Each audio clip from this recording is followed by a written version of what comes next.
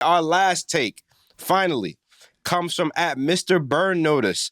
Okay, this is a bold one. He says Boston will leapfrog Philly by the end of the season.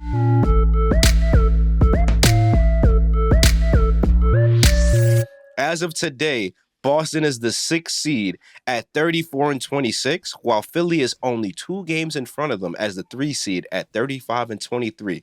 Lethal, let's start with you. Do you think Boston can overtake Philly in the Atlantic Division and finish ahead of them? Oh, you got Lethal stuck. I like this take already. Boston's my guys. You know what I mean? Like, but okay, let's do this. Let's do this. The way that Boston has been playing, as far as what Ashley would say, chemistry, I have to go with Boston because Philly just made a change. Not saying that James isn't enough, but if we want to go off chemistry, if we want to go off how they've been playing, they've been completely understanding that new Spurs system. They've been completely understanding how to truly play basketball. And I think that trade that they made was just remarkable because that new piece, his ability to do exactly what the coach is looking for because he comes from that Spurs team, because he understands that system, I think is only going to help take Jason Tatum and Jaylen Brown to the next level. So I have to go with Boston.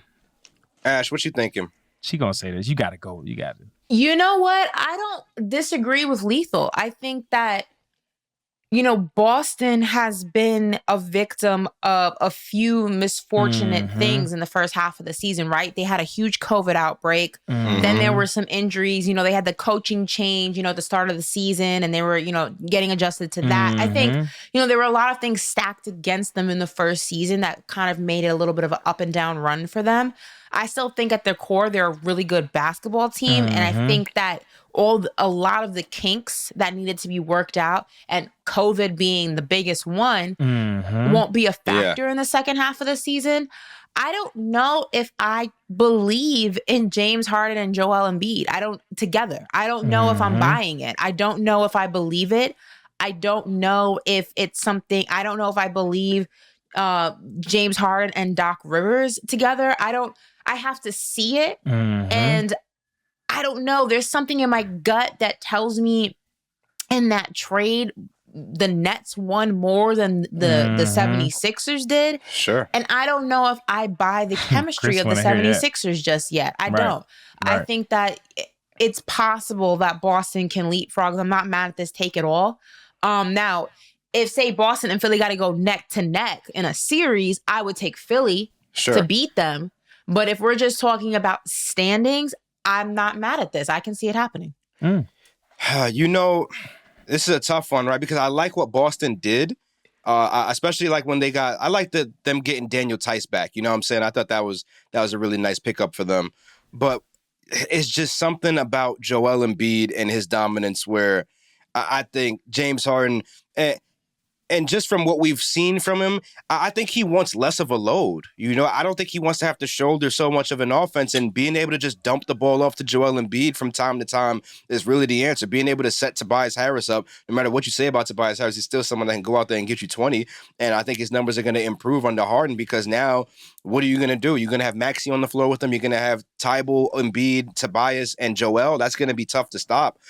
Just looking at strength of schedule right now, the Celtics have the 10th strongest schedule, and the Sixers have the 12th. Actually, they're tied, so it's basically the same.